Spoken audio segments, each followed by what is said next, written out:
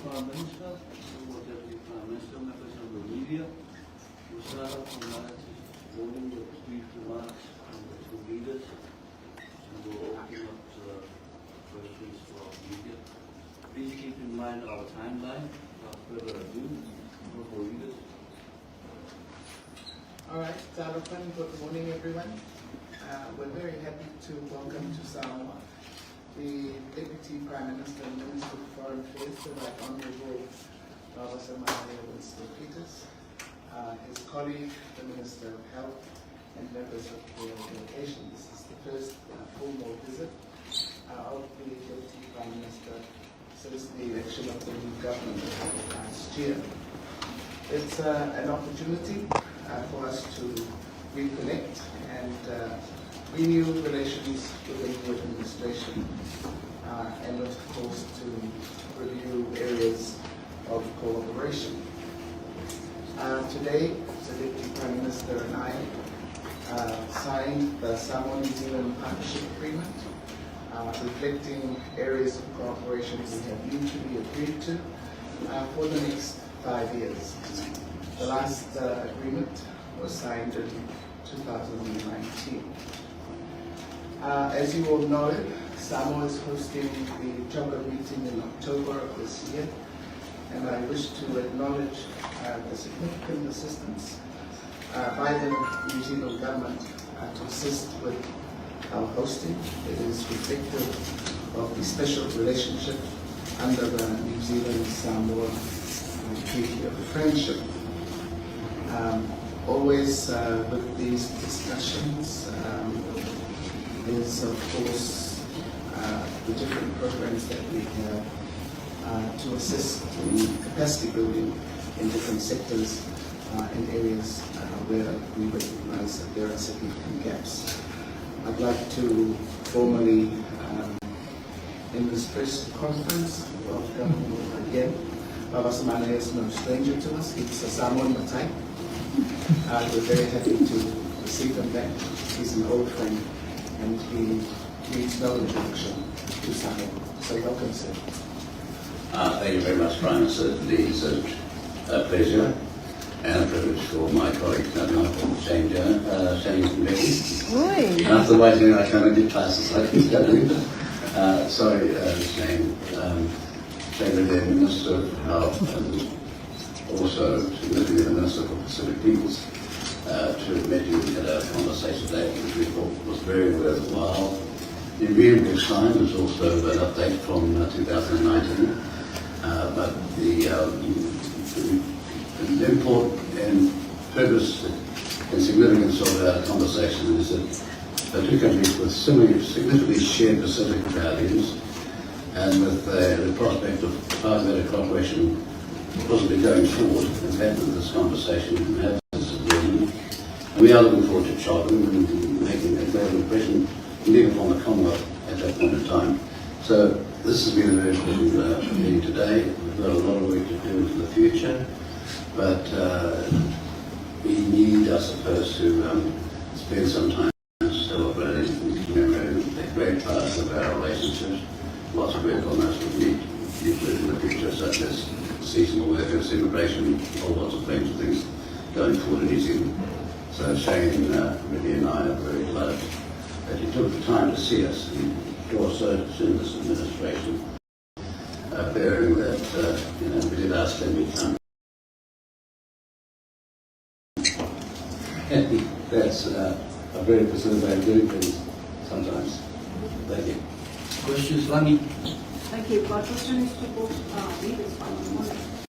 As you repeatedly ask is, I know it's a problem, it's a concern in Samoa having more people going overseas for these seasonal workers opportunities. But what's the possibility of both traveling? I know that Samoa is one of the highest countries in overseas in New Zealand. What's the possibility of both countries, the government, entertaining the idea of using overseas for this program rather than recruiting samples? I think that's yours. I would say it's 2007, and I was the minister in charge of the regional scheme you're talking about, so this is not new.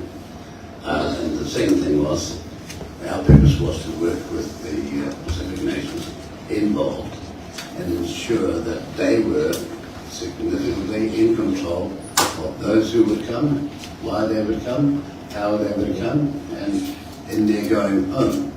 Because that meant that others could come also to expand their economic life and not just be one group of people. That was the Samoan agreement we had worked on, where the significant choice of those people and the control and the request for them to return was all part of the Samoan commitment in this arrangement, which I think is, and was and still is, the only way to go. Because in the end, if people were to overstay, it means another worthy Samoan, male or female, will not get the chance, which wasn't the deal that the people in the leadership made the commitment on. Now, you're saying, you suggest we reward overstayers by employing them. Well, it sounds plausible until you realise that we inherited 128,000 new people to New Zealand in 1 year, till the end of October 2023. We have got a massive problem, which I'm sure you'll understand, to house, to provide the health system to require, the education system and the infrastructure system, let alone the income system that they will require. So there's a lot of pressure on the New Zealand government, which we hope to share with you on that matter. It's the volume of 128,000 is unparalleled voluntarily anywhere in the world per capita for a country like our size. Okay, No, I might get an answer. Yes. I think just on the labour mobility, that's been an issue that our government has been reviewing. I think we're settling on policy, especially in terms of sending positions. I think Vaovasamanaia, he has explained very clearly the New Zealand position. Your question, Rani, about utilising overstayers, I think the point made by Vaovasamanaia is that that defeats the purpose. The people who are here, the scheme is seasonal and circular, meaning they go for a period of time and come back. Whereas those who have gone ahead and overstayed, I think that's a different set of circumstances. And as overstayers, the New Zealand government has to address those. In terms of the labour mobility, it's very clear founding principles for the scheme. The issues arise when the goalposts are moved. I think New Zealand has been quite good in maintaining the essence of seasonal and circular.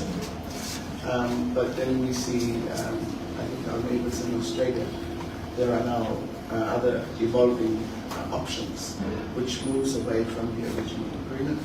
And that is an issue that we will continue to raise with our receiving countries.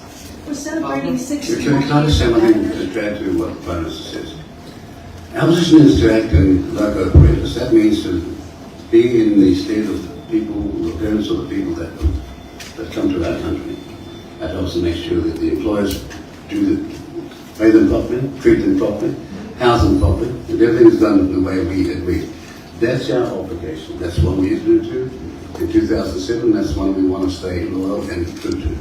Sorry, but that's where we are. We're celebrating 61 years of anniversary. We'll allow the New Zealand media, please, Barbara. Talawhalawa Prime Minister, kia ora, Mr. Peters.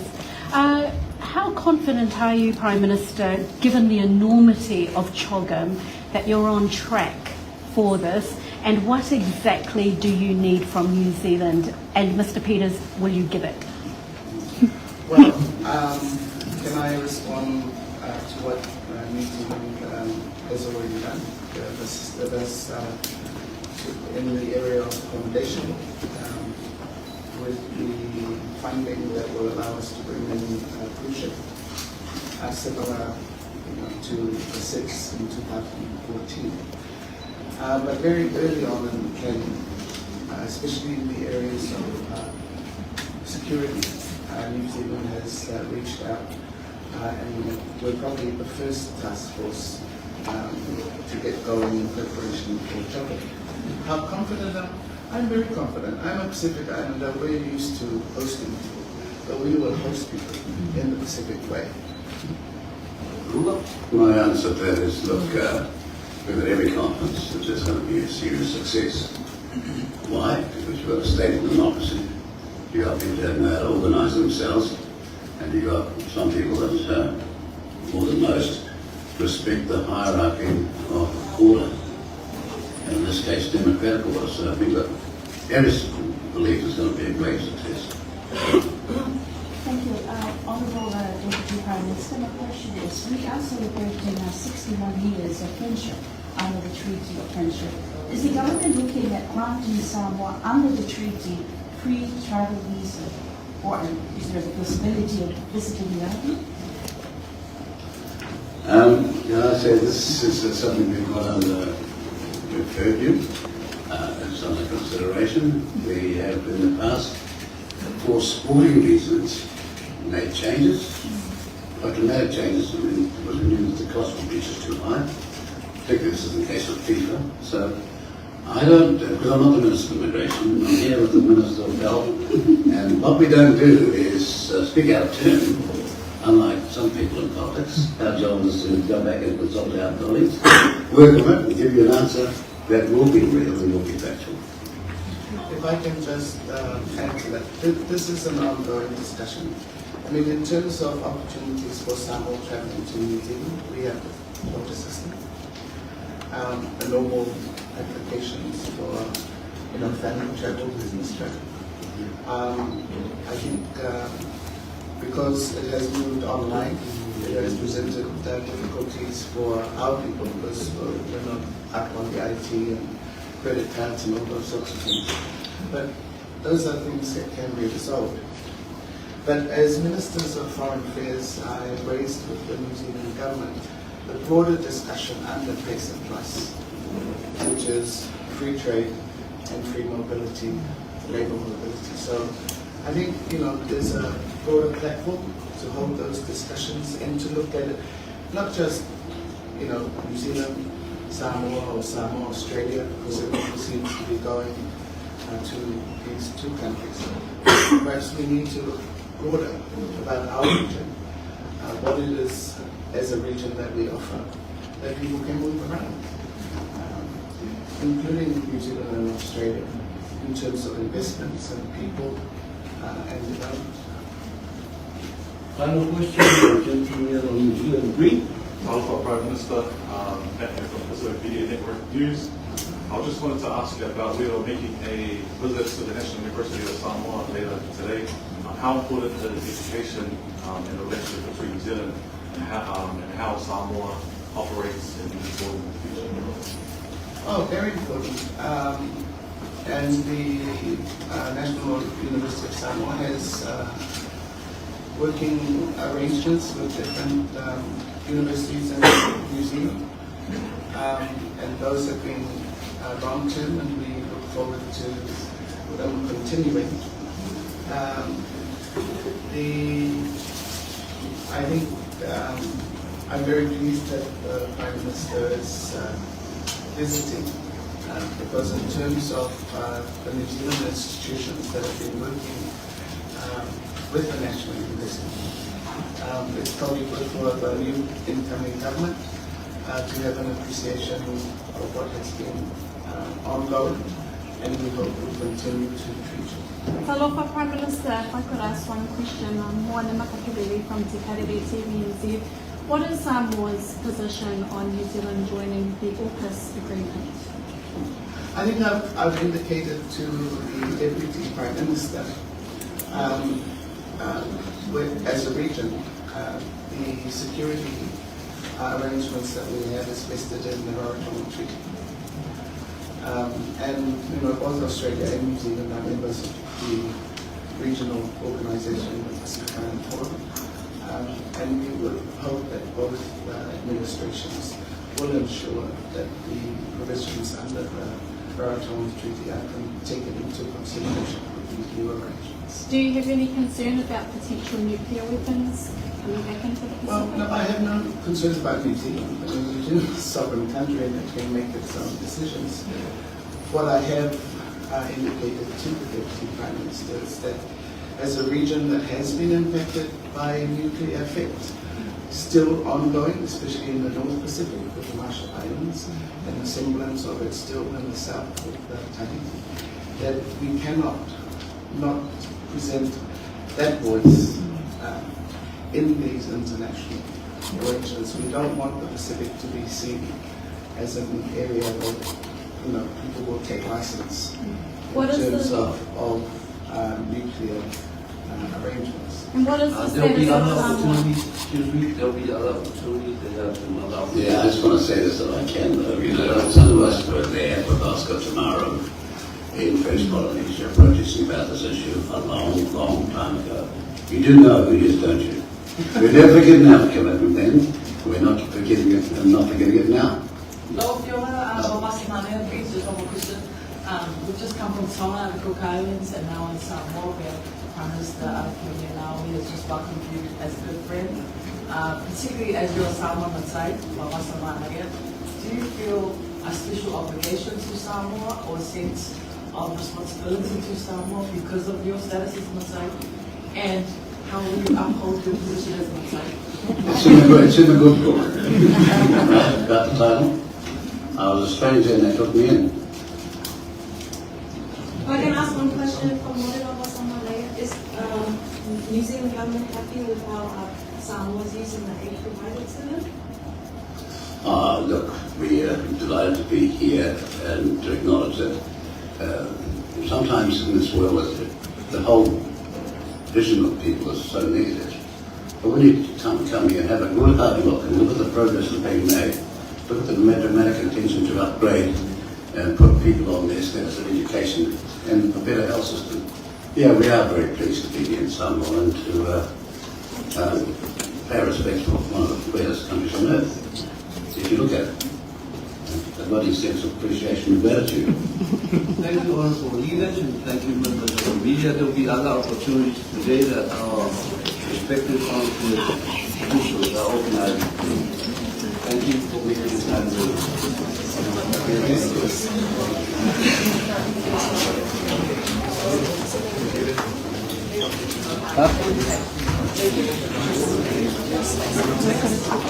Friday.